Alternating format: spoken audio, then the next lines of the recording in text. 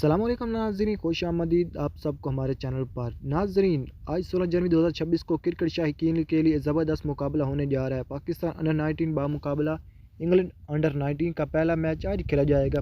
ये मुकाबला शुरू होगा दोपहर 12:30 बजे।